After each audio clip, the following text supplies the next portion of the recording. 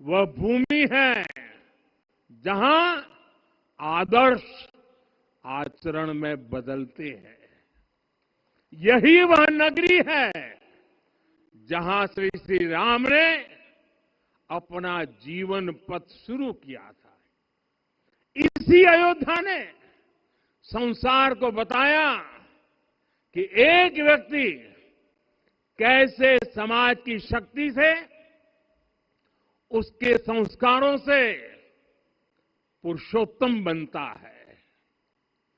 जब श्री राम अयोध्या से वनवास को गए तो वे युवराज राम थे, लेकिन जब लौटे तो मर्यादा पुरुषोत्तम बनकर के आए।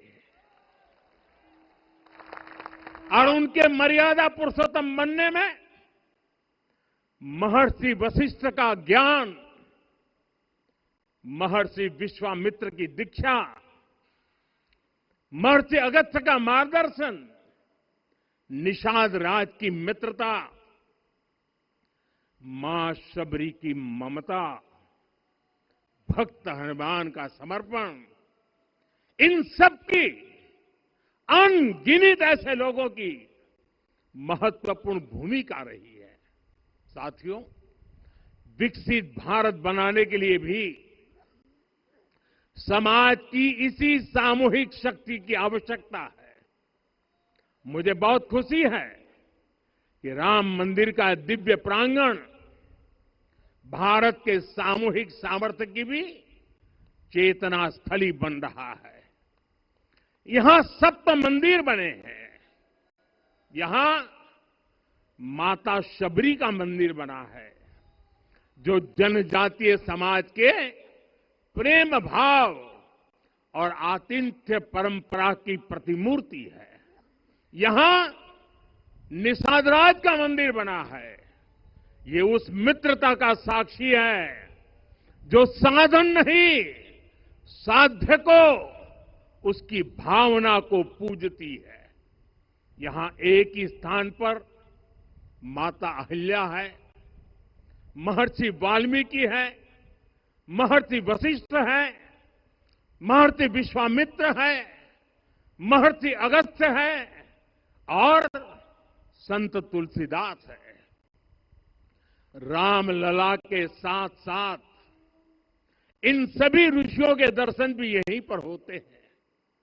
यहां जटायु जी और गिलहरी की मूर्तियां भी है, जो बड़े संकल्पों की सिद्धि के लिए हर छोटे से छोटे प्रयास के महत्व को दिखाती है। मैं आज हर देशवासी से कहूंगा कि वो जब भी राम मंदिर आए तो सप्त मंदिर के दर्शन भी अवश्य करें। ये मंदिर हमारी आस्था के साथ साथ मित्रता, कर्तव्य और सामाजिक सद्भाव के मूल्यों को भी शक्ति देते हैं। साथियों, हम सब जानते हैं हमारे राम भेद से नहीं, भाव से जुड़ते हैं। उनके लिए व्यक्ति का कुल नहीं, उसकी भक्ति महत्वपूर्ण है। उन्हें वंश नहीं, मूल्य प्रिय है।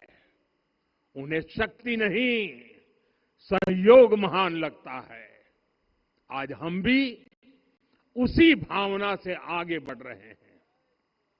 पिछले 11 वर्षों में महिला, दलित, पिछड़े, अति पिछड़े, आदिवासी, वंचित, किसान, श्रमिक, युवा, हर वर्ग को विकास के केंद्र में रखा गया है।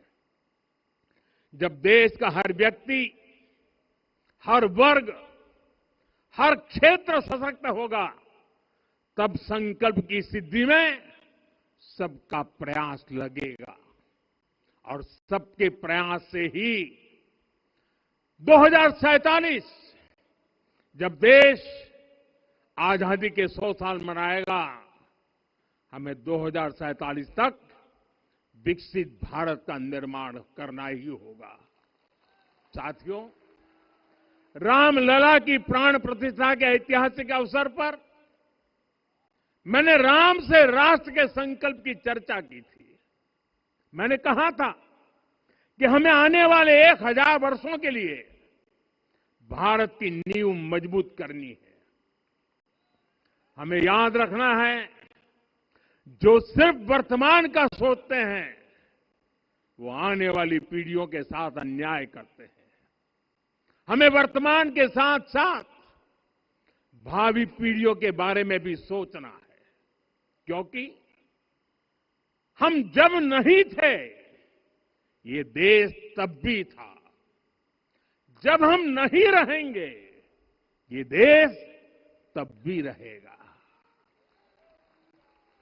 हम एक जीवंत समाज है, हमें दूरदृष्टि के साथ ही काम करना होगा। हमें आने वाले दशकों, आने वाली सदियों को ध्यान में रखना ही होगा। और साथियों, इसके लिए भी हमें प्रभु राम से सीखना होगा। हमें उनके व्यक्तित्व को समझना होगा। हमें उनके व्यवहार को आत्मसात करना होगा।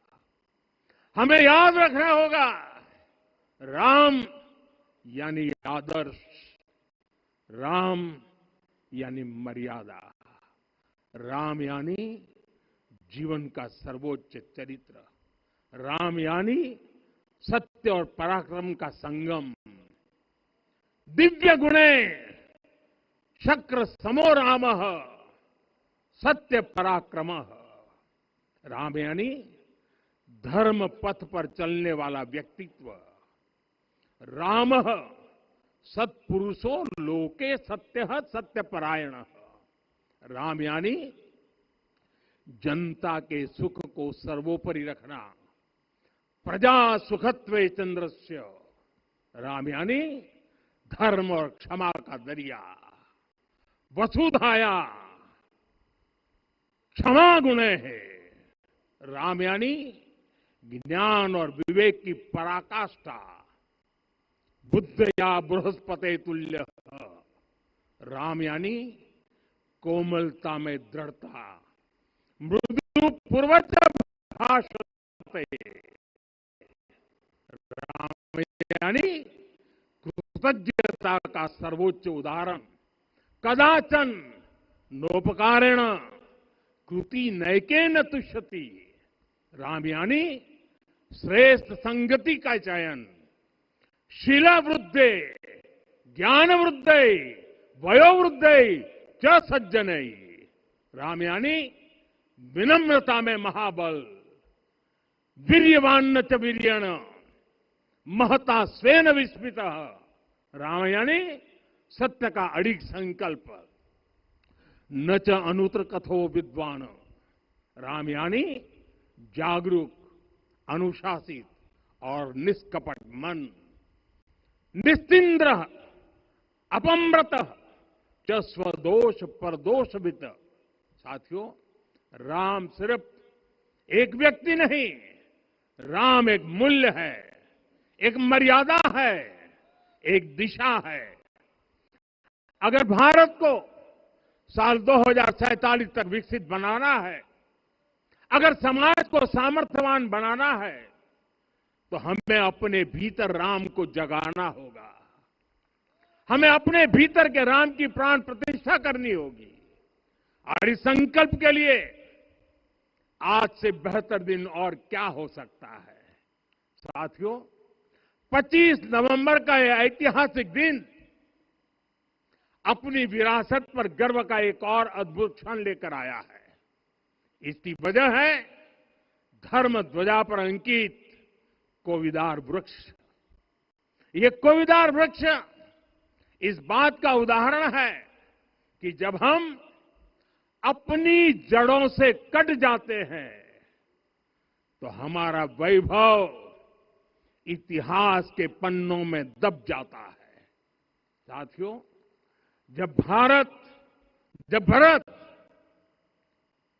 अपनी सेना के साथ चित्रकूट पहुंचे तो लक्ष्मण ने दूर से ही अयोध्या की सेना को पहचान लिया।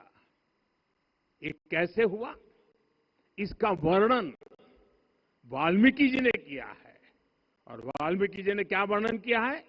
उन्होंने कहा है, विराजित उद्गत स्कंधम कोविदार ध्वजः रथे।